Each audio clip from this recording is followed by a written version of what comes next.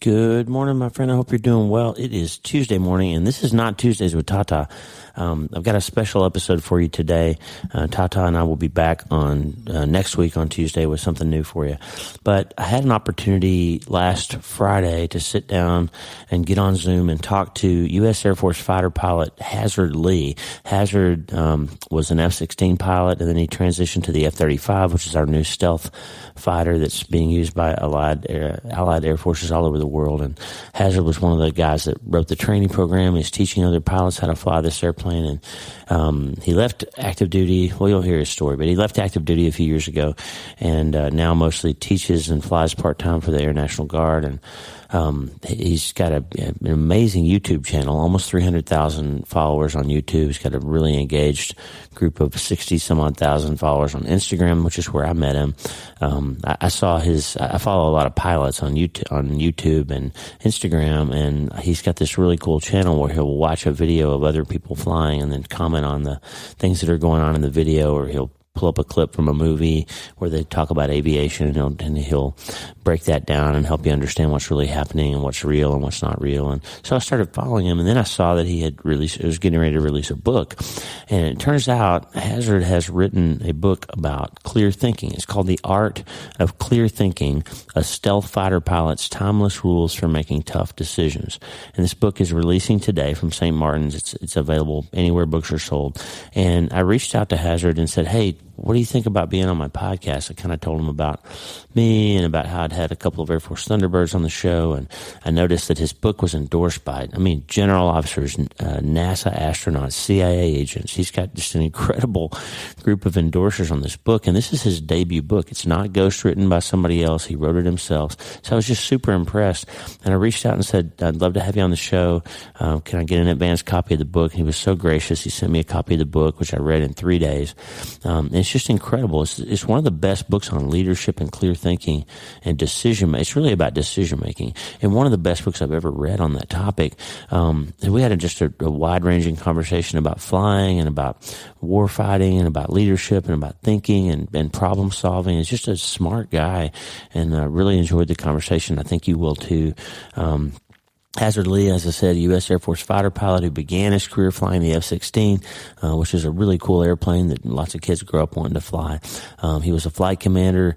He had 80 combat missions in Afghanistan, and he's the only fighter to ever fly 2 different types of jets into combat on the same day while supporting troops under fire. How cool is that? So he's done a lot of work serving our country, and really grateful for that. And then he was handpicked to fly the F-35, which is the most advanced fighter aircraft in the world, while it was still in development, and he really helped. He became the chief of training systems to kind of teach people how to train pilots how to fly this new airplane, and it's really cool. His social media accounts combine to reach almost 300 million people every year. And The Art of Clear Thinking, a Stealth Fighter Pilot's Timeless Rules for Making Tough Decisions is his new book that's out today. It reminds me of Malcolm Gladwell and Chris Voss and some of the favorite writers that I have. Hasard just did a great job, and I told him, if this is your first book, then the sky's the limit, and pardon the airplane pun, but it's true. This guy's got a great future as a writer. You can learn a lot from him. Hasard and I had a great talk. It's not a spiritual conversation. It's really a thinking, decision-making conversation. It's got a lot of value. I think it will help you. It'll help you change your mind about the way that you solve problems. And I'm always telling you, friend, you can't change your life until you change your mind, and Hasard Lee is going to help us get that done. And the good news is you can start today. Hey, are you ready to change your life? If the answer is yes, there's only one rule. You have to change your mind first. And my friend, there's a place where the neuroscience of how your mind works smashes together with faith, and everything starts to make sense. That place is called self-brain surgery. You can learn it, and it will help you become healthier, feel better, and be happier. And the good news is you can start today.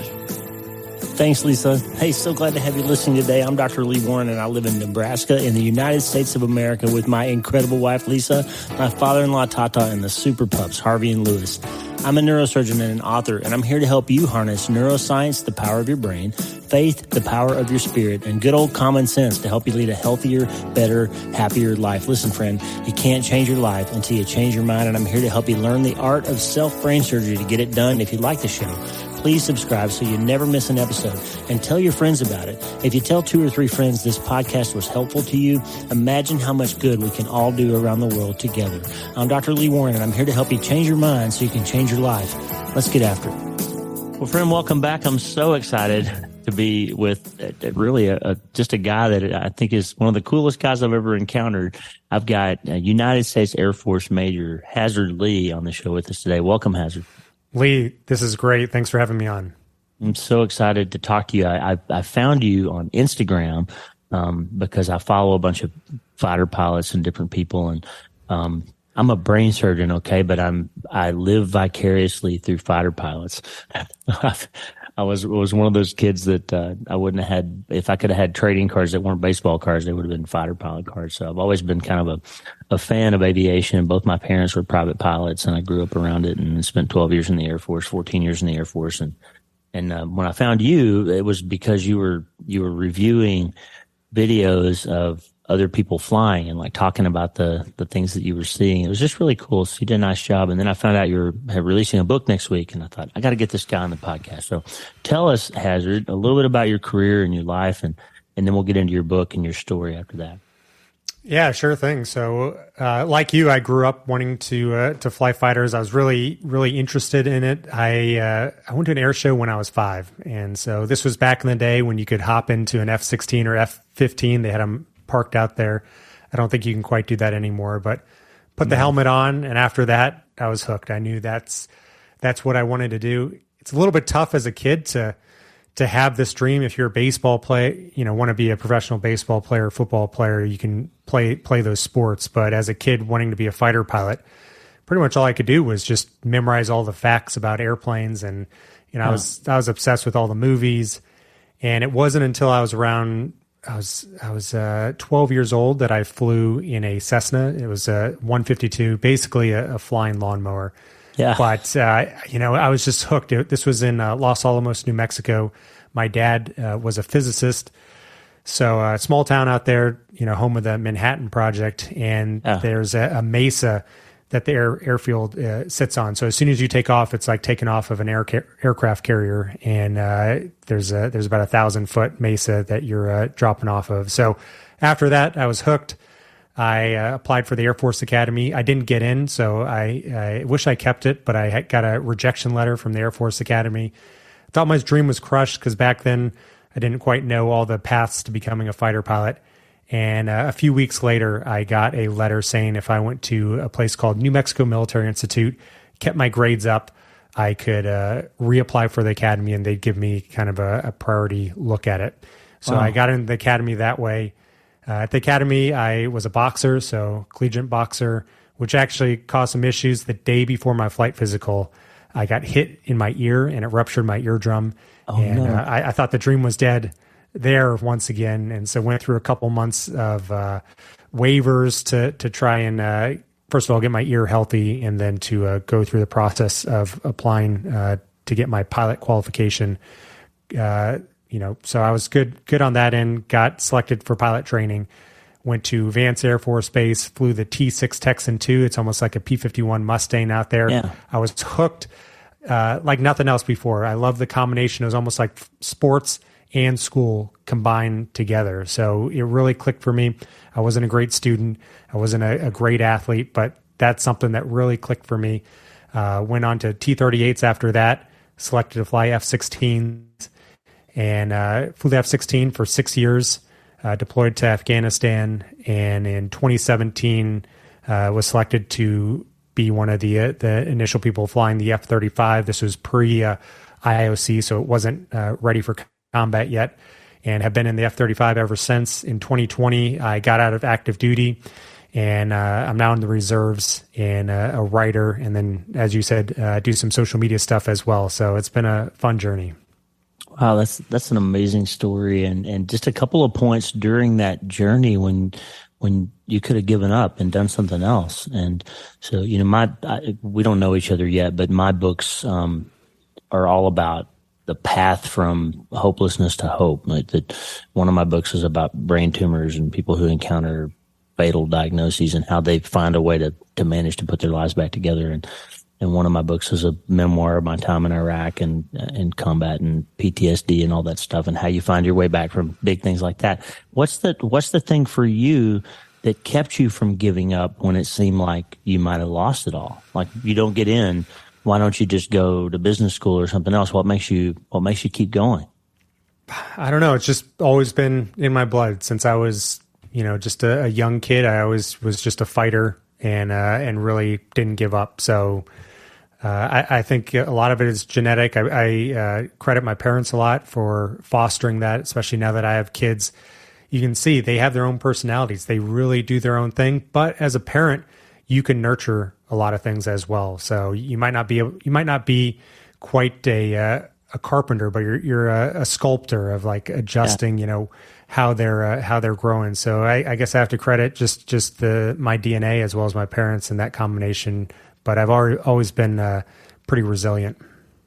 That's amazing, and that resilience is actually one of the key. Scientifically, the resilience is one of the key elements of being able to go through hard things and still find a way to back to sort of a productive life. And there's some people who, if they don't have that resilience piece, then any little thing that comes along in life can blow them up. And you write a lot about it in your book, actually, about errors that people make when they encounter hard things and strategies for putting yourself back together so you don't crash the plane, which we'll get into a little bit later. But I think that's a great example of the kind of person that can overcome hard things. And I credit you for pushing through those hard things. Rupturing your eardrum could have put you out, and you didn't let it. That's a big deal.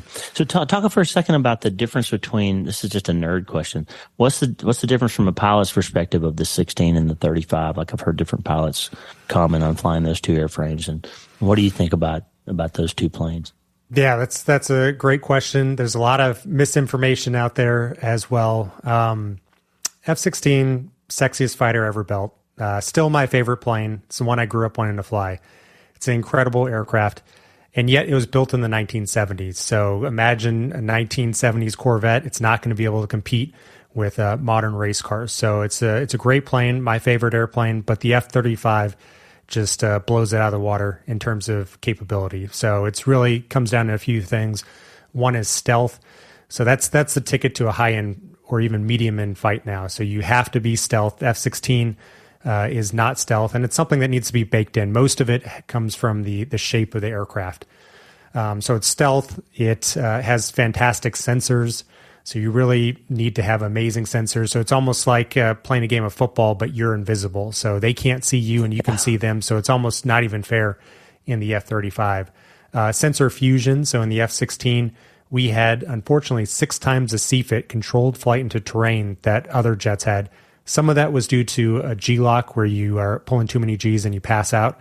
But a lot of it was where you're flying along at low altitude and you end up running into a mountain because you're focused on the radar. So there was no fusion in the F-16. It was all your brain doing that. And it was a rat's nest of technology. It was 90s, 2000s, 2010s technology all stacked on top of each other. Whereas the F-35 fuses all that together. So it's a red dot if it's a bad guy, green dot if it's a good guy. So from a pilot's perspective, it's amazing. And you also have an augmented reality helmet. We had the basic building block of that in the F-16, but in the F-35, it's like that on steroids. So when I look out, we don't have any heads-up display. Everything's in the helmet. So when I look out, I see symbols over all the good guys, all the information I need for them, symbols over all the bad guys, everything I need to engage them, and it follows them around as I'm moving in space. So tremendous in terms of being able to keep your situational awareness high. And then lastly, I would say that it has to do with being able to network between aircraft. So it's something that's not sexy at an air show, but let's see, 80% of our aircraft right now are 4th-gen fighters, those F-16s, the F-15s. Only 20% are 5th-gen F-22, F-35. So we're going to be with those 4th-gen fighters for a long time. Right now, the estimate's till the late 2040s. So a big part of our job is being able to pass that situational awareness off to the 4th-gen fighters like the F-16 to make them a lot better, because right now they're not survivable in a major conflict. So it's been a fun journey. F-35 has had some issues, especially from a program perspective. It's massive, multi-trillion-dollar program, but overall, there's no other jet that a fighter pilot would want to go into combat in than the F-35. That's pretty cool. What about just from the fun of flying the airplanes? Like, how do they compare from the perspective of you being just flying around and having fun in the plane? I got to be honest, it's a little bit less fun flying the F-35. If Top Gun was F-35s, it would be a little bit more of a boring movie. So gotta admit that up front. It's a lot less of a visceral experience. We were flying the F-16 quite a bit like we fly the F-35 now. So it's not like it used to be in the 90s or what Top Gun was. Top Gun would have been semi-accurate in the 1990s, not accurate at all today. So low altitude, yanking and banking, dogfighting, that's all 90s type flying. Now we're a medium altitude Air Force. We're doing these large force exercises where you're going in with hundreds of aircraft and it's multi-domain. You have space, cyber, people on the ground, everybody really working together to defeat the enemy. Enemy's doing the same thing to you. So you're more of a systems operator in the F-35. But then again, same thing with F-16 pilots now. So you're just doing it at a little bit less of a level. So air combat has changed quite a bit. But as fighter pilots, fun is all, is fine. But we want to be as capable as possible. And the F-35 allows us to be as capable as possible. No, that's right. Obviously, you're not flying around up there to have a ball doing it. You're fighting a war or defending a nation. So it's just a fascinating conversation to have. I was the only neurosurgeon in the referral area for Maxwell Air Force Base, Fort Rucker, Fort Benning for about 12 years in Alabama when I was in Auburn. And so they were sending me, I would get all these guys that would, they would fly for years and break things in their bodies and have neck pain and back pain and all that. And then they would finally get sent to the War College or Air Command and Staff College at Maxwell. And they would have a year basically where they could get surgeries and get things taken care of. And so I was constantly around guys like you who were telling me stories. And I just remember hearing guys talk about the F-35 and how they hope they got the 15 or they hope they got the 22. And it was just fascinating to read your book and learn all the things that you guys are doing now. And so anyway, I could talk all day about flying with you, but I didn't ask you here for that. I asked you here because you've written a book that combines aviation stories and other stories with leadership lessons and really more importantly, a paradigm of how you think about thinking and solving problems. How did you come to the concept as a fighter pilot? When did the switch go off for you that, hey, I can use some of this stuff to teach people about thinking differently? When did that happen for you? Yeah, so as fighter pilots, I would say that's our primary job. If you boil everything down, our job is to make decisions, thousands of decisions each flight, often with incomplete information and lives on the line. So we've really been at the leading edge of decision-making theory since John Boyd helped or developed the OODA loop based on his experiences during the Korean War. So I have his book just over my shoulder right there. So he was instrumental, kind of the godfather of this decision-making framework. And so that's something that we take very seriously, that we nurture in pilot training, and then on as you become a wingman, then a flight lead, then an instructor pilot. We really focused on making good decisions, on the debrief, breaking everything down. We'll go out and we'll fly a mission. It'll only be about an hour and a half. We burn fuel pretty quickly, but then we'll come back and we'll debrief it from 2 to 6 hours, breaking down every decision we made and how we can do it better the next time. So sometimes we'll listen to the same radio call 15 times to really hammer down exactly how it should be made in the future. So it's something that we focus on. And that coincided with, I had come back from Afghanistan in 2017, and to decompress, it was a pretty busy deployment. I was writing down stories, just writing on my own because I had a little bit of time until I started the transition to the F-35. And so I found that pretty cathartic. And I was interested in maybe at some point I could get some of this stuff published. And what I found out was unless you have like an audience, it's really tough to get a book published. So that happened. And then another thing happened. Luke Air Force Base was looking for a speaker who had recently been to combat to speak on Memorial Day in a town called Carefree. It's just north of Phoenix. And so I gave a speech, and there was a woman in the crowd who was a teacher. And she said, my students have to hear this. they don't know that many military people, and a lot of them are interested in aviation. So I started speaking at schools, and the students loved it, was able to really connect with them. And I thought there's got to be a digital way of doing this. So I started a podcast that led into the social media to be able to promote that. And so I guess those three things all coincided to writing this book. And what I wanted to do with the book is to really showcase some of the institutionalized knowledge that we have as fighter pilots that really doesn't make it out of the squadrons. It's not because it's classified. It's just because we're busy. We want to be as good at fighter pilots as possible. And I had transitioned from being active duty to being a reservist part-time pilot, only flying a couple times a month in 2020. And so I decided to go all in and write this book. And so I, the longest thing I'd ever written before this was about 10 pages during college. And so this was like a 10-page essay due every week. And it all had to fit together. I'm a slow writer, so I wrote over 500 days in a row. So just try to grind it out. And most authors say if you just have to write a crappy first draft, just get through the first draft. And what they don't tell you is after that first draft, you have a lot of work to do. So I went through 9 revisions, really trying to hone the messaging down, which was decision making. As fighter pilots, we're making a lot of decisions out there. We're being augmented by technology, so the decisions we make are extremely important. So a fighter aircraft allows me to carry 100 times more than I could by hand. Allows me to travel 100 times faster. So I'm thousands of times more capable on the battlefield than I could be without this suit of technology. And there's a big similarity to the rest of the world. The rest of the world is being augmented with technology. For instance, as humans, we only burn around 90 watts of electricity. And yet our society, the average American, burns 12,000 watts of electricity. That powers the technology, which augments our decisions. And you see it in the phone you're carrying. That can do the job of dozens of people.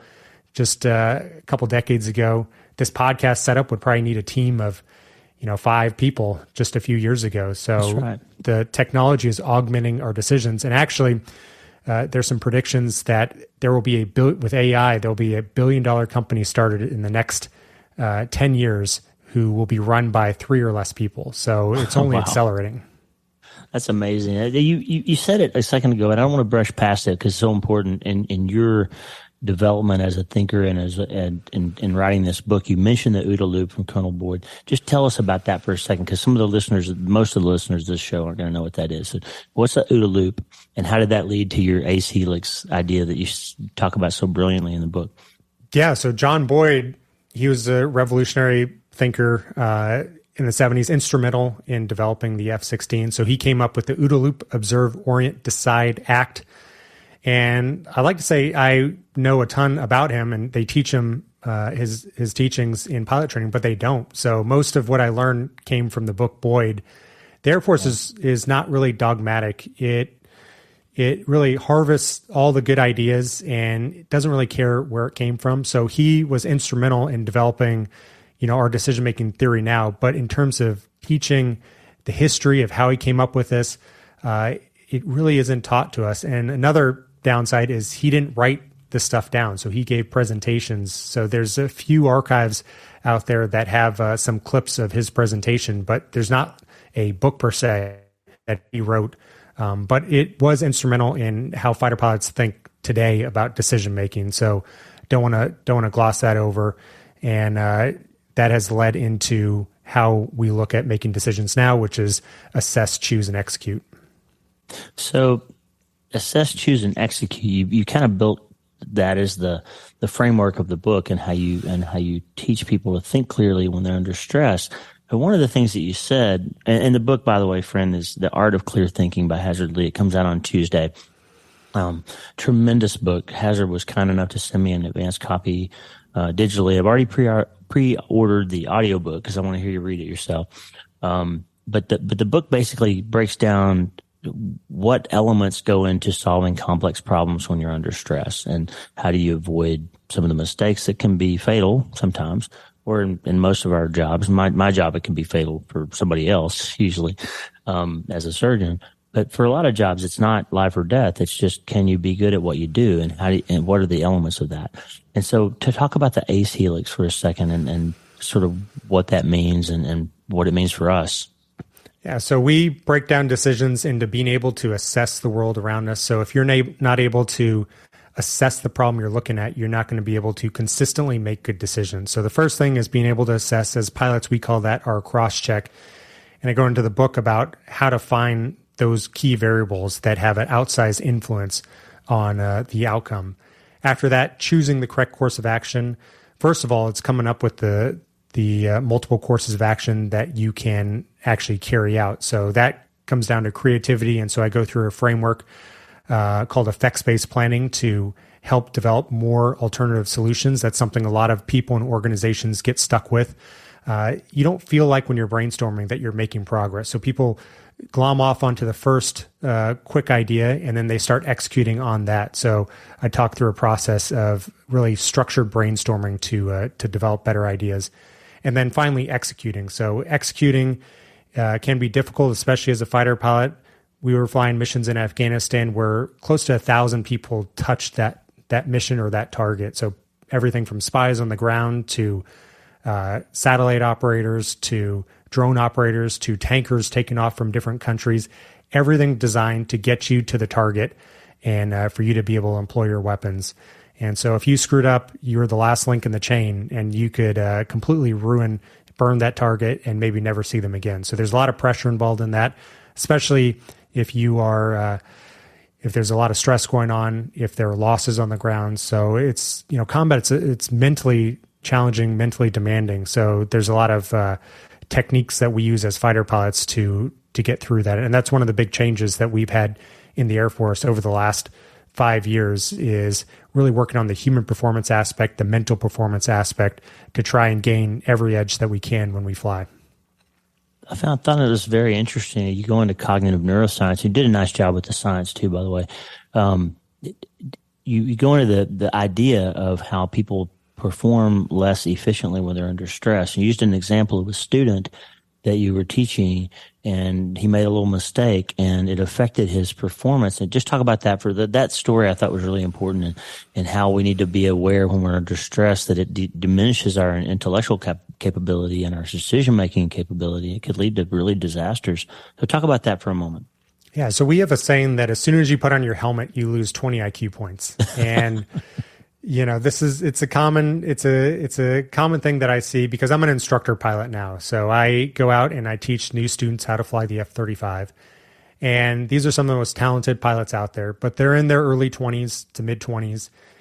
And so a lot of times they will make a lot of good decisions and then they'll just have one terrible decision. So, the graph looks good, terrible, good.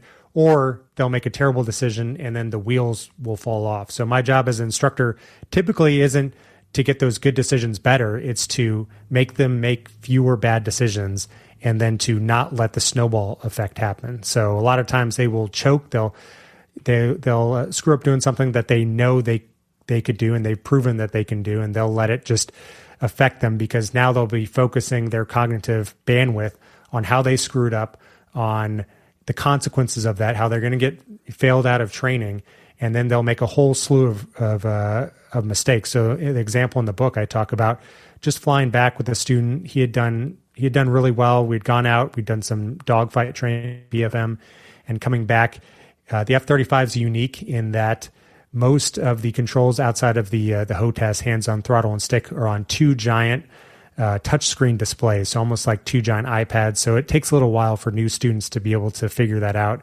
And he switched over to the wrong radio, and that kind of triggered something for him. So the above average student now had a bunch of issues on the rest of the RTB, return to base, and I had to intervene several times. And that's not a unique thing.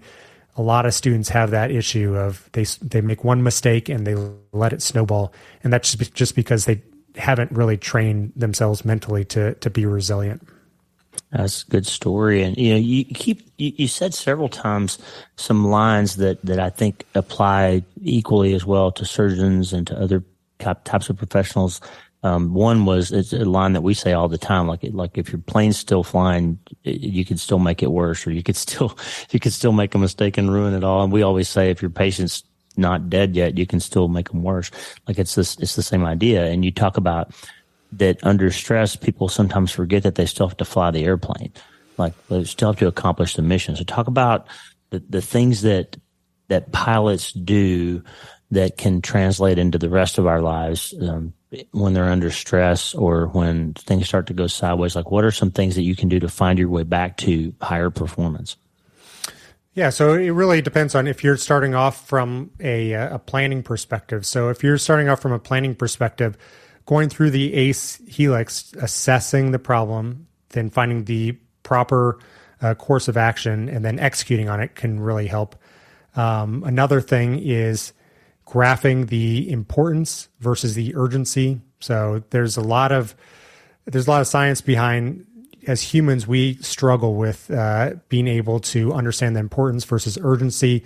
Somebody, messaging you, that's something that's urgent, but not necessarily important. So one of the studies I cite in there showed that there's a 60% increase in your ability to do what's important versus urgent just by graphing it, finding the quadrant of what's important, what's urgent, and then writing that down and then following that when you're actually executing tasks. So there's quite a few different things like that. When you're actually in the heat of the moment, then I think it comes down to primarily physically deactivating your stress. So the number one thing is going to be to have good training so you don't rise to the level of your preparation or your expectation. You fall to the level of your preparation. So being well trained is the most important thing. Next to that, we have a lot of people that struggle when they're tanking for the first time. So for people out there that don't know what that is, we'll have essentially flying gas stations, airliners filled with gas instead of people, and we will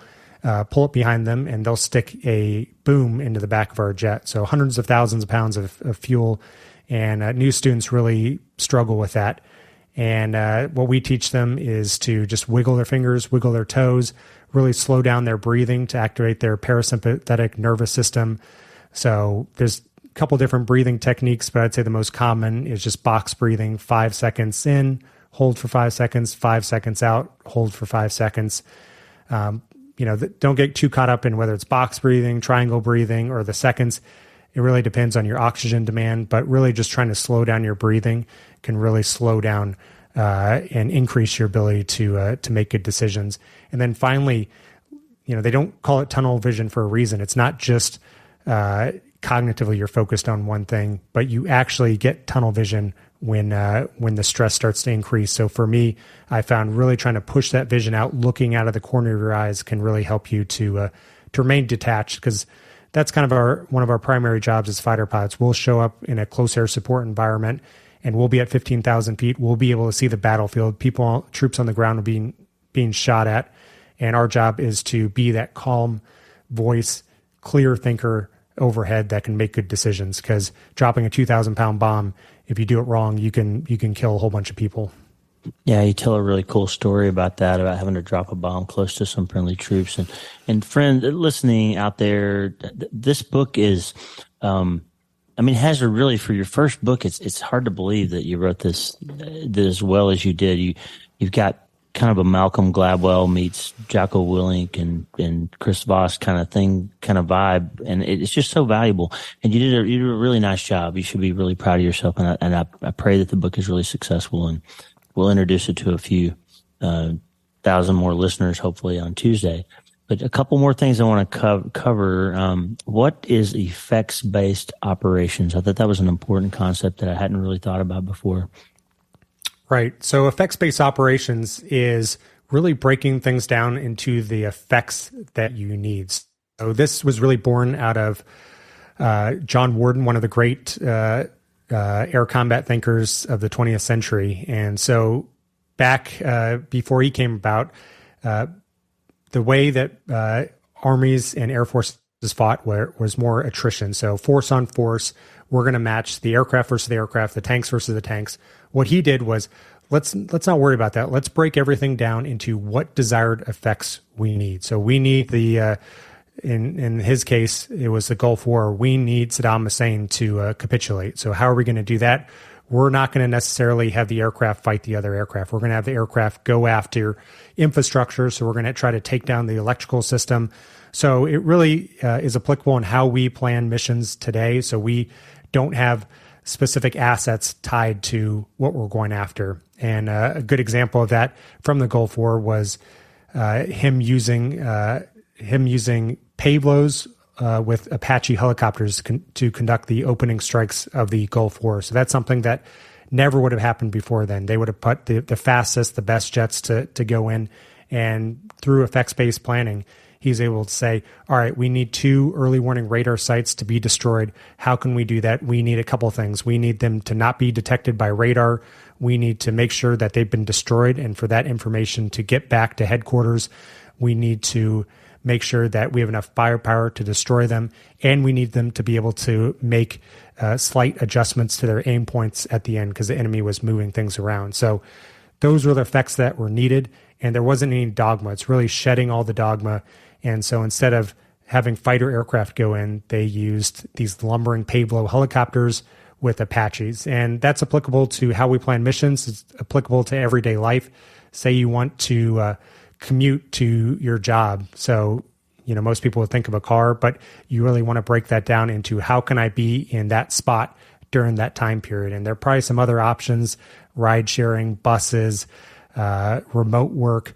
So it's really trying to get to the base first principle understanding of what you need as opposed to just jumping to some sort of conclusion early on.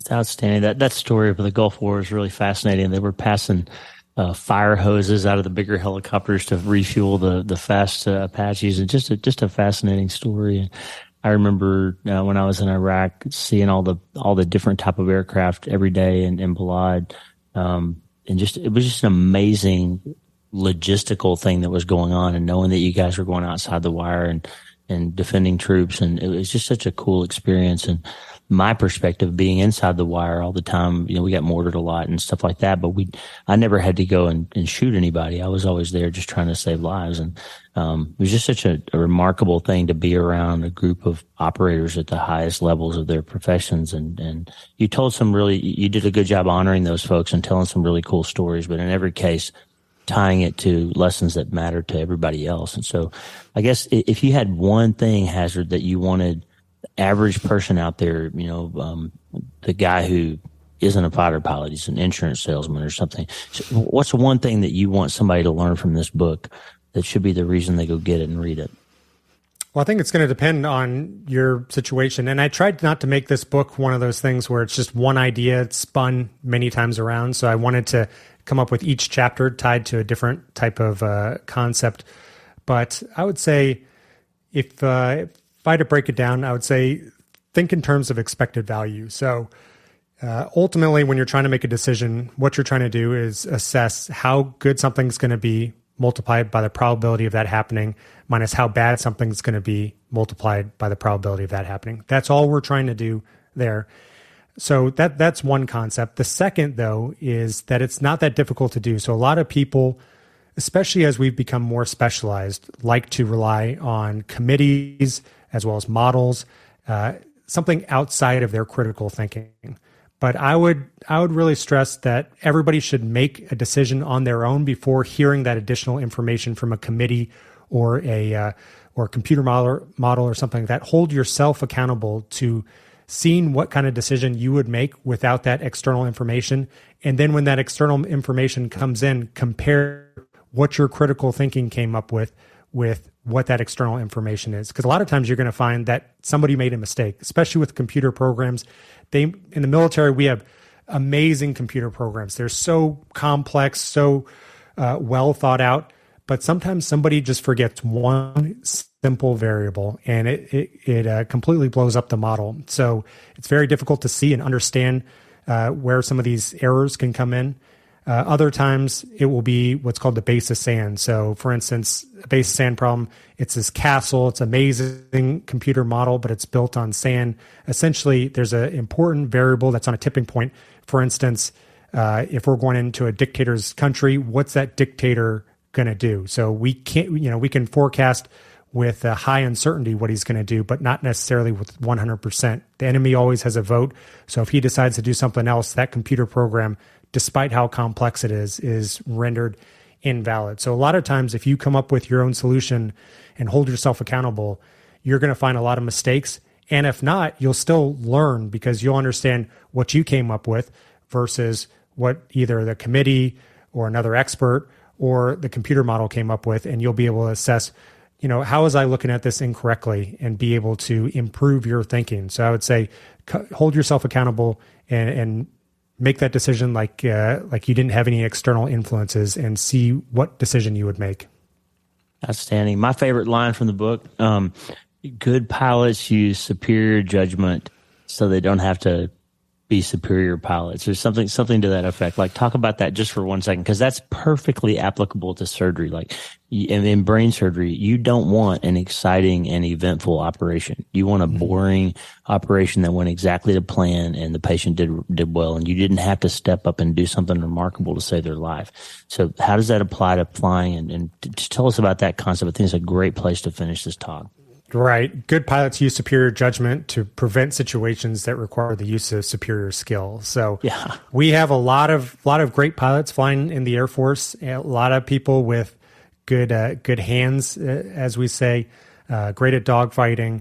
But really, as a pilot, you don't want to find yourself in those situations where you're, for instance, dogfighting, having to eke out every performance of the jet. You want to be able to use your brain to prevent and solve problems further out, as opposed to waiting to the end where you're going to have to rely on your skill. That really creates a optimal place for your cognitive bandwidth, and then also allows other people to be able to help, as opposed to getting saturated into what we would call like a furball when jets are dogfighting in close proximity to each other. So I thought that's a good quote. Definitely not by me, but I think it's just anonymous. So nobody really knows where that came from, but it's an adage that is even more important now that we're leveraging all this technology, especially in the F-35 as more of a systems operator. You really want to be using your brain to solve problems, as opposed to using your stick and throttle. Well, you just did a nice job, and I think the book has a lot of value. Has a lot of value across any kind of profession, because it's about life and problem solving, and the art of clear thinking. I think is gonna be one of those books that sticks around. I know I'm going to go back to it and reference it. I'm going to listen to the audiobook because you sent it to me, I think, on Tuesday. So I only had a couple days to kind of plow through it. So I've got a lot more to learn from you, Hasard, and I'm grateful for you taking the time to be with us today. I have one more question for you. So we don't know each other except in this short opportunity here. So I'm assuming, I know you've been through combat, you've been through some hard stuff in your life, and the people that listen to my show, most of them have come to me because I write about hard stuff. Like, well, what do you do when your kid dies? What do you do when you go through the hardest thing that you've ever been through? And how do you find hope again when hope seems impossible to find? So tell us a story from your career or your life when you had an opportunity to feel hopeless, and what you do next that led you back to a position where you had hope, and then you could take action to solve the problem. Yeah, I would say there's one mission. So, as a fighter pilot, when I would go through training, I would hear when I was a young fighter pilot from the experienced guys, they would talk about the missions that they provided Overwatch for and how they brought back every person alive. And when I was in Afghanistan, there was a mission where that didn't happen. So unfortunately, we lost an Army Ranger on the ground. And so that was a pretty devastating thing, because as a fighter pilot, you really want to protect these soldiers on the ground. That's why you're there. So it was really a gut punch in the air to hear that. And then it was, especially after, it was the middle of the deployment. I was on the graveyard shift, so I would fly from about 10 at night to 4 in the morning. So very little sun, very little sleep. It's really difficult to be able to just operate in the middle of the night like that. And so it was pretty stressful. And what I found was meditating really helped. So it wasn't something that I really looked into too much before that, but I started meditating every day, and I ended up meditating for over 500 days in a row. And that helped. Another thing, exercising a lot, and then just focusing on your purpose and your self-talk, and that you're here for a purpose. You're not necessarily going to feel great every day, every moment. But overall, if you have a good purpose for what you're doing, it's a lot easier for you to get through those tough times. And so it's not going to be 100%, but it is going to help. And eventually, if you hit some of those ruts, you'll eventually work yourself out of them. That's right. And thinking differently, changing your mind. And that's really what your book's about, is learning how to think clearly, even in the hardest moments. I think the story you told about the flight out of Brazil that crashed, just an amazing story of people who didn't follow the paradigm of how you make good decisions. And they just flew themselves into the ocean because they made a string of errors that really the ACE helix sort of kept them from making. And nothing wrong with that airplane. Right. Yeah. Aviation is just a really, I'm sure, no doubt, brain surgery is. It's a really unforgiving field. And so when there's a mistake made, a lot of times it ends with loss of life. So it's been it's kind of a double-edged sword where it makes you really good at making these decisions. There's very few old bad pilots because, if you make enough bad decisions, you're probably going to crash and probably won't be around anymore. So it is a field that really is demanding, and there's not a lot of leeway for making mistakes. And so unfortunately, Air France 447 pilot ended up stalling it from 35,000 feet, held back on the controls the entire time, made a really bad mistake and ended up killing hundreds of people. So definitely a sad story. And like I say at the end, it's when I hear that a pilot has died, even if it's their fault, I like to think that it's not entirely their fault, that it's on the shoulders of the people that taught them, the people that interacted with them. Everybody has a part when a pilot goes down like that. That was a incredibly poignant thing that you said. Like, when we lose someone because of a mistake that they made, that we're all sort of jointly responsible for that, if we've had anything to do with their training or if it were their colleagues or any of that. It was really, really well done. And so, Hasard, good luck to you. Thank you for your service. And I'm really impressed with your first book. If this is your first of many, man, you got an unlimited ceiling. You're not going to run out of altitude on that deal, because you're a good writer. Well, thank you. I wrote every word in this book. I'm sure you know Atul Gawande, surgeon turned writer. So he's one of my favorite authors. So I would just go through his book, Malcolm Gladwell's book. The books, you pretty much can't even see the text, because I would break down every sentence, every paragraph, try to understand how they're weaving stories together, because I think that's how we learn. So we can't just read a bunch of tweets of how to get rich, how to be healthy.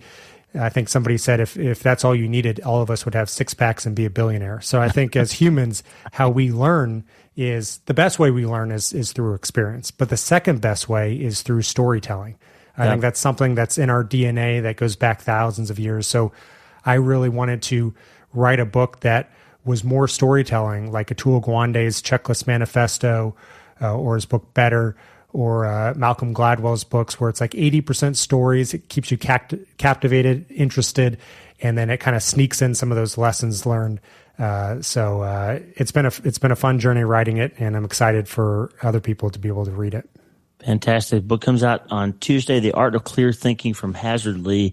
It is worth your time, friend. And you know what? I'm going to do something.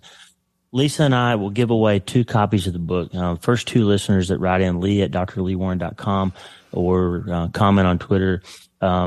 We're going to send you a copy of the book. So make sure you send me a mailing address and where you are. We're going to send you a copy of Hasard's book. And if you get one of those free copies, make sure you buy a copy and give it to somebody else. This is one of those books that's going to make a difference in your life. Hasard, look forward to getting to know you better in the coming years. Good luck with you with the book, and we're praying for you. Well, Lee, that's awesome. Really, really appreciate that. And I'll sign some book plates. So I had a chance to fly supersonic in the first civilian F-16. I took a bunch of book plates with me. So I will also send out book plates to your audience that orders the book. But cool. Thank you very much. Yep. Absolutely. So you can put that in the book, and it'll be a signed copy from me with a book plate that went supersonic in a jet. So Really appreciate you having me on your show, and I'm looking forward to meeting you in person. Great. Hey, man, that was cool. Thank you so much. Yeah, that was great. I do really appreciate you having me on. This was really fun. What a cool conversation with a fascinating guy. I encourage you highly. If you like to think about thinking, if you like to learn better ways to solve problems, if you're interested in combat or aviation or flying or any of these really cool things that Hasard talks about, check him out on YouTube, check him out on Instagram. I'll put the links in the show notes. And more importantly, read his book. Hasard's written a really important book about thinking and problem solving. I think it will help you if you've got an organization that could use a keynote speaker. I'm sure Hasard would do an amazing job. He's just a cool guy, and I've learned so much from reading his book, and I'm so excited for this new book to be out there in the world. It's a tremendous read. I encourage you to go get it. It helps you change your mind and change your life about decision making and problem solving, and that is always something that you need to start today. Hey, thanks for listening. Please subscribe to the show so you automatically get every episode. And if you like the show, you'll love my weekly letter. Check out my writing at drleewarren.substack.com, drleewarren.substack.com. Get the free newsletter every week for my best prescriptions for becoming healthier, feeling better, and being happier through the power of faith and neuroscience smashing together via self-brain surgery. drleewarren.substack.com. And if you need prayer, go to the prayer wall at wleewarrenmd.com/prayer. The theme music for the show is Make Us One by Tommy Walker, graciously provided for free by the great folks over at TommyWalkerMinistries.org. Check it out and consider supporting them. TommyWalkerMinistries.org. Remember, you can't change your life until you change your mind. And the good news is you can start today. I'm Dr. Lee Warren. I'll talk to you soon. God bless you, friend. Have a great day.